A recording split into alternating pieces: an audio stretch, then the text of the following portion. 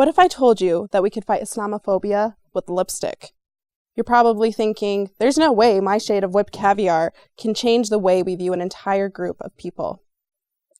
Okay, so maybe it can't, but say you put that shade of lipstick on, took a few fab photos, uploaded it onto Instagram, and then put on your hijab and then see what happens.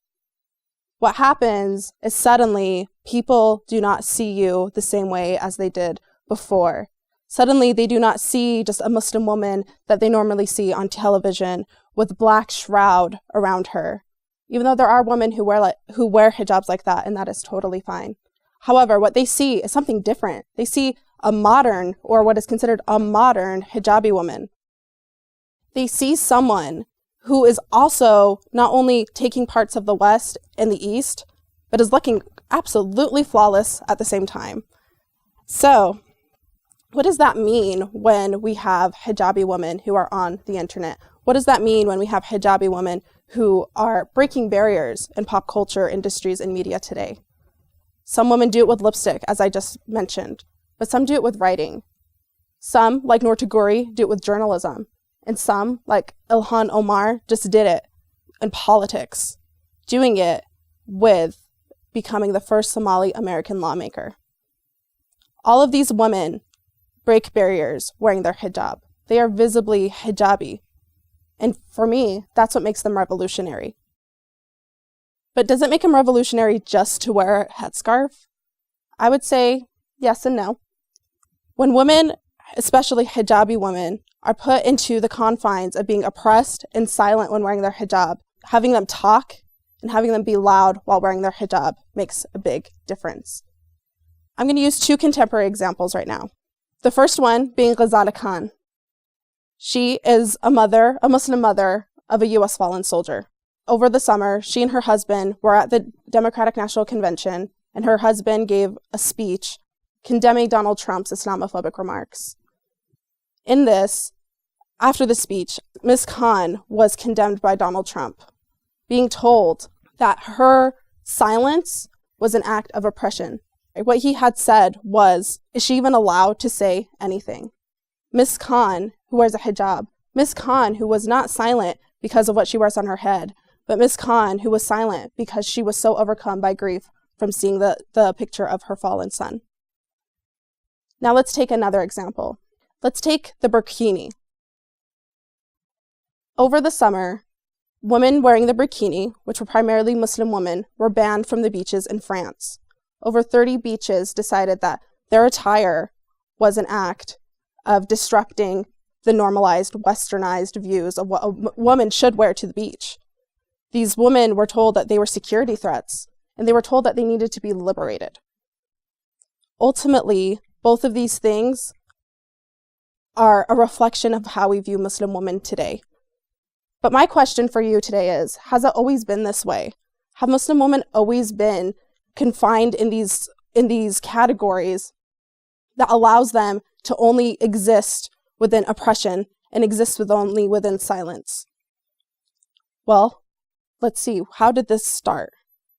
I believe 9/11 is a large component, but what is another large component? History. If you look at this map, you will see that these are the countries that we normally think of the Middle East and North Africa today. These countries were colonized in the 20th century. Their colonization brings about our current attitudes on Muslims, and particularly the hijab. What do I mean by this? So before the colonization of these countries, this was an empire. So how did these Western countries actually gain control of these regions? Well, force was one. Wars and massacres were definitely used to bring control of these people. However, another force was depictions. So during this time, a mass unveiling happened of hijabi women in Egypt. Hijabi women in Egypt were told to take off their hijabs in order to become more assimilated into the new Western culture. At that time, it was not just Muslim women who wore the hijab. Rather, it was Muslim women, Jewish women, and Christian women who were wearing the hijab. But one way to mobilize socially was to take it off, because Western colonists had decided that the hijab was no longer a part of civilization. It was a part of being animalistic, a part of being uneducated. And so many women took it off. Why wouldn't you? Why wouldn't you if you were to get more higher into the society? So that's what many women did. But this is not just about hijabi women in this sense. Many women were told these things, and many people in these countries were told these things due to Orientalism. Orientalism is a Western view of dominating, restructuring, and having authority over the Orient or the other.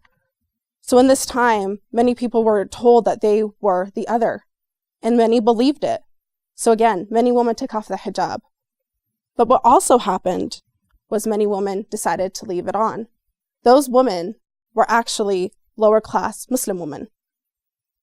So now we know what Orientalism is. Does that exist today? Do we still have those views of what an Orient is today? I would say that we do. And this is called Neo-Orientalism. Neo-Orientalism is a resurgence of Orientalist thinking in a post-9/11 world. So to give you a good comparison, we can look at films. Films like Aladdin, per se, view the Orient as a magical, exotic, magic carpet ride entrenched Middle East. And films like American Sniper view Muslims, people from the Middle East, particular Iraqis in this view, as being terrorists, as being the other, as being violent. And this is something that is not new to us. And so when we have these Orientalist and Neo-Orientalist views, no wonder why we need revolutionaries like hijabi women are on the internet today. So what do hijabi women do when they are put in these confines? Well, remember Ghazala Khan, the mother of the fallen US soldier? After Trump's remarks, she was told that she couldn't speak back. But she did speak back, and her allies also spoke back as well. Her allies made a Can You Hear Us Now campaign, a campaign that had Muslim women use social media to amplify their voices. Thousands came out speaking, saying, I am a doctor, Donald Trump. I am a lawyer, Donald Trump. I am an activist, Donald Trump. Can you hear me now? We are speaking. And so while that movement was very, very powerful, another really, really powerful movement was about the burkini as well. During the burkini-ban, allies came together to protest against the way France viewed Muslim women. So in this picture, you can see that bikers who are fully clothed, just exactly like a woman wearing a burkini would be, laying in the beach, being told, if you're going to let her be fined, let me be fined as well.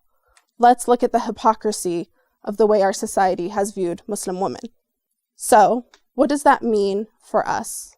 What does that mean for me? What does that mean for all of us who are living in this society today, in a post-9/11 world, and dare I say, a Trump nation? Well, Muslim women have been fighting back. Muslim women have been the ones in music, in sports, on the New York Times, in politics, in Washington, D.C., everywhere. So what does it mean for us to fight back? Is it only through Instagram? Is it only through Twitter? I don't think so.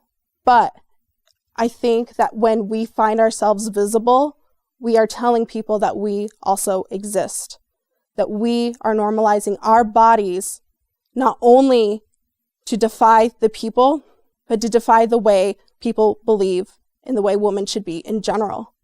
So let's think back to Egypt. During these colonized times, Muslim women in Egypt were told that they were uneducated, that they were unsophisticated. So what happened?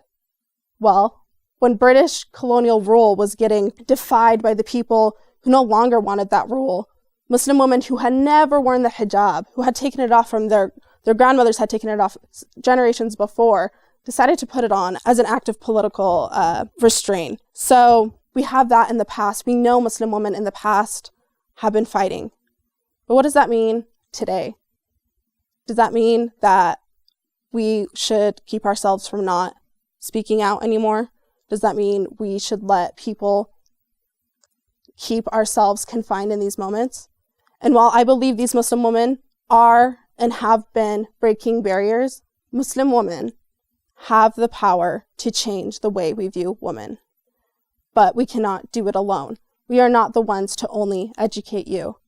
You should also be able to take that step and educate yourself as well.